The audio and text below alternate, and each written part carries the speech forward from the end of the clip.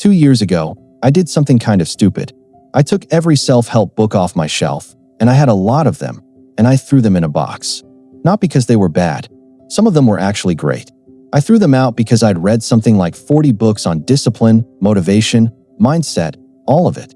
And I still couldn't put my phone down before midnight. I still hit snooze 4 times. I still had a gym bag sitting by the door for 6 months, untouched. That's when something clicked for me. Not one of those 40 books ever asked me a single question about my bedroom, or my kitchen, or where my phone charger was plugged in. They all wanted to fix my mind. Nobody looked at my space. So today, I want to talk about something most discipline content gets completely backwards. By the end of this, you're going to look at your own life a little differently. Stick with me.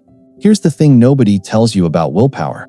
It's not some magic trait that strong people have and weak people don't. It's more like a phone battery. You wake up with a full charge. Every single choice you make all day, what to eat, whether to answer that email, whether to snap at your coworker, it drains a little bit of that battery. By 9 p.m., you're running on 4%. And that's exactly when we ask ourselves to make the hardest choice of the day. Go to the gym, skip the dessert, close the laptop, and read instead of scrolling. Psychologists actually have a name for this. They call it decision fatigue. It's why judges hand out more lenient sentences right after lunch than right before it. Same judge, same facts, same law. The only thing that changed was how much of that mental battery was left. If it can mess with something as serious as a courtroom, it can definitely mess with whether you go to the gym after a 9-hour shift. So think about your own day for a second. By the time you get home from work or school or whatever your version of a long day looks like, you've already made hundreds of tiny decisions nobody even notices.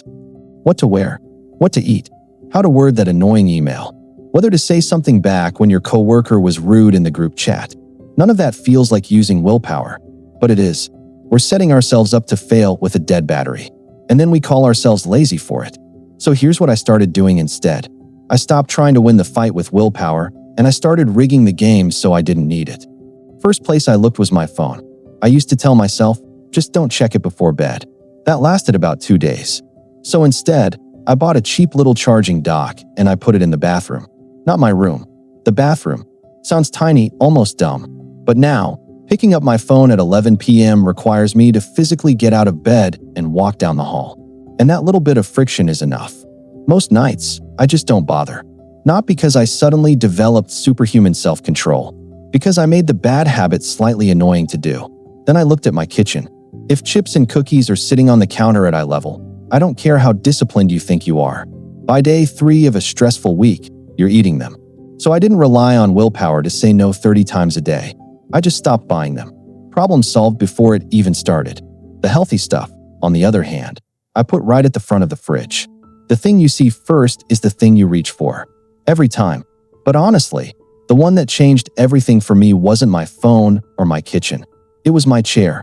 I used to sit down at my desk to work, and within 10 minutes, I'd somehow be watching a 20-minute video about ancient Rome.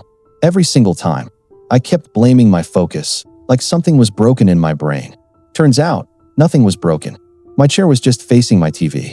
I turned the desk 90 degrees so my back was to the screen, and my focus issue mostly disappeared. I didn't get more disciplined overnight. I just removed the thing that was competing for my attention.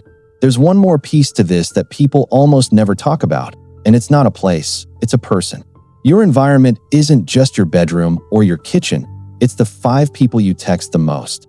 I had a friend who'd call me every single time I told him I was trying to get up early.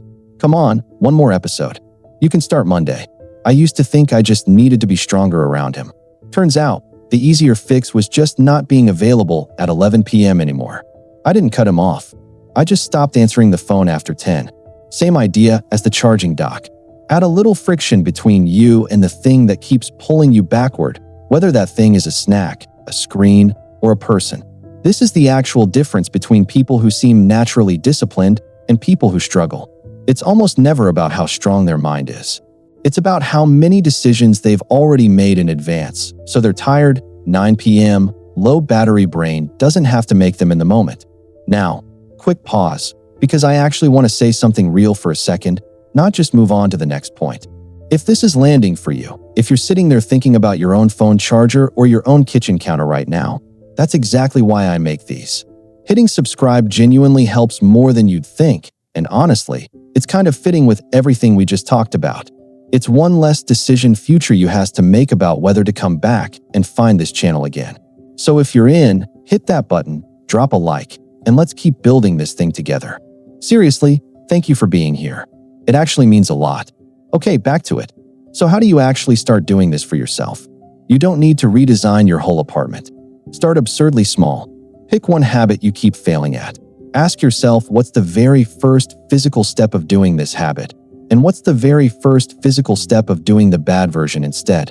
Then make the good step easier and the bad step harder. If you want to read more, put the book on your pillow, not on the shelf. You literally cannot go to sleep without moving it. If you want to stop doom scrolling in the morning, put your phone across the room, not on your nightstand, so turning off the alarm actually gets you out of bed. If you want to work out, sleep in your gym clothes and leave your shoes by the door the night before, so the version of you that wakes up groggy at 6 a.m. doesn't have to make a single decision. Just move. I'm serious. It sounds almost too simple to work. That's usually the sign it's the right answer. And that's kind of the point. We've been taught that change has to be hard, that it has to feel like some big internal battle every single day, where you white-knuckle your way through it and just hope you're stronger than yesterday. But the people who actually stick with things long-term, they're not fighting harder than you. They're not made of some different material. They just built a life where the fight barely has to happen in the first place. By the time they're standing in front of the decision, they've already won it, hours or even days earlier, back when their brain had a full charge and it was easy to make the smart call. Willpower is real. It exists. But it's not the foundation you build a disciplined life on. It's the emergency backup for the days your system fails you. It was never supposed to be plan A. So this week, don't try to be more disciplined. I want you to just pick one thing in your physical space, your phone, your kitchen, your desk, whatever it is, and change where it lives. Just one. And watch what happens when you stop needing motivation to show up. Because here's the honest truth. The version of you that you're trying to become, he's not waiting on the other side of some big emotional breakthrough. He's not going to show up because you finally found the right quote or the right morning routine. He shows up the day you stop asking your future self to be stronger than you are right now. And instead, you just make it a little bit easier for him to win.